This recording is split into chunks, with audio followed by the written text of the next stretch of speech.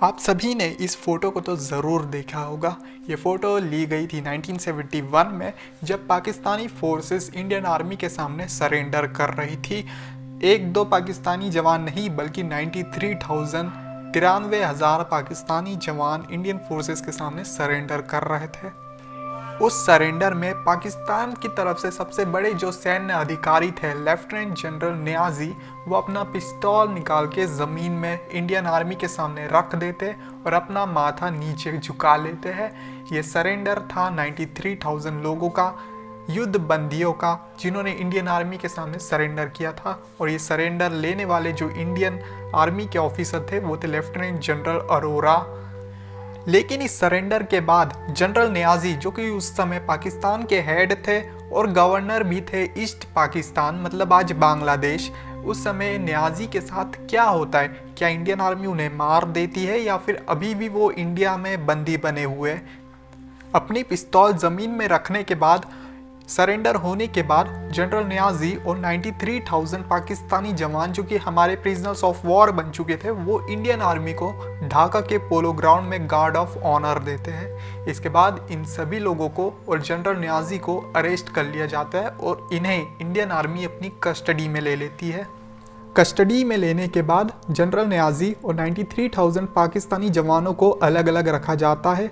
General Niazi को सबसे पहले कोलकाता के फोर्ट विलियम में रखा जाता है। इसके बाद इन्हें जबलपुर शिफ्ट कर दिया जाता है। इनकी आइडेंटिटी काफ़ी गुप्त रखी जाती थी क्योंकि इन्हें अपनी ही फौज द्वारा मारे जाने का खतरा था, क्योंकि इन्होंने कांडी कुछ ऐसे कर रखे थे।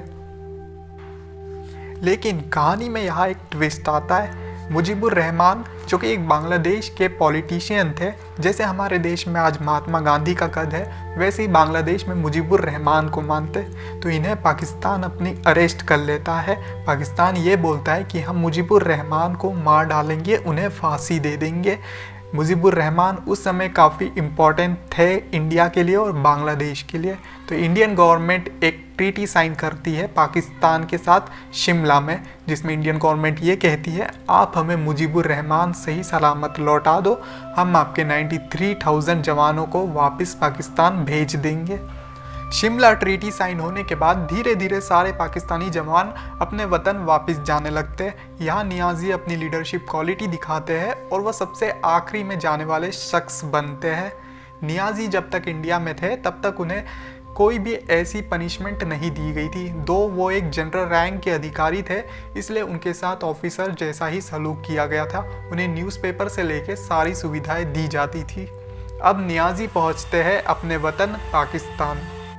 जनरल नियाजी को ये तो पता था कि वो जैसे ही पाकिस्तान जाएंगे उनके साथ अच्छा बिहेव नहीं किया जाएगा, लेकिन जैसा उन्होंने सोचा था वैसे ही वहाँ हुआ।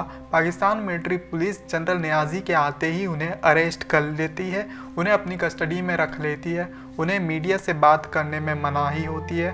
उनके मेडल्स उनसे वापस ले लिए जाते हैं, फ़ौज से उनको निकाल दिया जाता है और उनकी पेंशन तक बंद कर दी जाती है और उन्हें एकांत कारावास, मतलब सॉलिटरी कन्फाइनमेंट में रखा जाता है। नियाजी अब बूढ़े हो चुके थे और पेंशन ना लेने के कारण उनकी आर्थिक स्थिति भी खराब होती जा रही थी, इसलिए नियाजी अलग अलग सरकारी कार्यालयों में अपनी पेंशन के लिए गुहार लगाने लगे। इसी वक्त पाकिस्तान में सत्ता चेंज होती है, जुल्फ़िकार अली भुट्टो पीएम बनते हैं और वो नियाजी की हालत देख के उन पर तरस आ जाता है। जुल्फ़िकार अली भुट्टो नियाजी की पेंशन वापस चालू कर देते हैं और उन्हें वापस फ़ौज में शामिल कर लेते हैं। लेकिन अब नियाजी अपनी फ़ौज में सर्विस नहीं दे पाएंगे क्योंकि उन्हें जबरन रिटायर कर दिया जाता है और उनका रैंक भी घटा दिया जाता है। अब वो लेफ्टिनेंट जनरल की रैंक से हटाकर उन्हें मेजर जनरल कर दिया जाता है। नियाजी एक फ़ौजी थे, जनरल थे, इसलिए वो कभी हार नहीं मानते थे। फौज से निकल जाने के बाद उन्होंने अपना लक इलेक्शन में आजमाया। 1977 में पाकिस्तान नेशनल अलायंस की तरफ से उन्होंने चुनाव भी लड़ा, लेकिन चुनाव में वो मुंह के बल गिरे और वो चुनाव हार गए।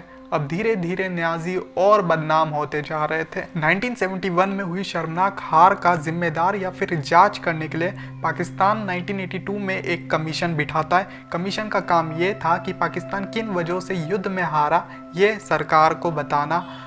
कमीशन अपनी रिपोर्ट पेश करता है और रिपोर्ट में जनरल नियाजी के ऊपर काफ़ी गंभीर आरोप लगाता है कमीशन जनरल नियाज़ी के ऊपर स्मगलिंग, करप्शन और यहाँ तक कि कहता है कि नियाज़ी युद्ध के समय पान की स्मगलिंग किया करते थे ईस्ट पाकिस्तान से वेस्ट पाकिस्तान तक।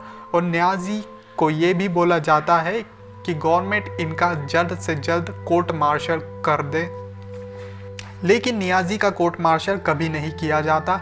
इसके बाद 1998 में नियाज़ी अपनी एक किताब लिखते हैं the betrayal of east Pakistan, जिसमें वो ये बोलते हैं कि सरेंडर का आदेश उनका नहीं था बल्कि उस समय के पाकिस्तान के पीएम यहाँ खान का था, और अपने आप को बेकसूर बताने की कोशिश करते हैं।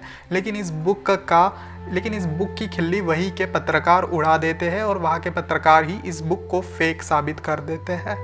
इसके बाद नियाज़ी जहाँ भी जाते थे बस वो यही बोलते थे कि सरेंडर का आदेश मेरा नहीं था बल्कि यहाँ खान का था, लेकिन उनकी बातों पे कोई विश्वास नहीं करता था। और वो यही कहते कहते 2004 में उनका देहांत हो जाता है। उनकी लाश को Lahore cantonment area military area में दफनाया जाता है। हमारे सामने एक एग्जाम्पल है 1971 के वॉर से निकले 2 मिलिट्री जनरल, एक तरफ सैम मानेकशॉ और दूसरी तरफ जनरल नियाज़ी। एक तरफ सैम मानेकशॉ को आज इंडिया में इंडियन आर्मी का गॉड माना जाता है, वही नियाज़ी को पाकिस्तान में आज भी दुत्कारा जाता है। और ऐसे 2004 में एक असफल मिलिट्री जनरल का अंत होता है। The Indian Army is in Bangladesh. Your air force has been destroyed. You are surrounded on all sides. And if you don't surrender, you will be killed unmercifully.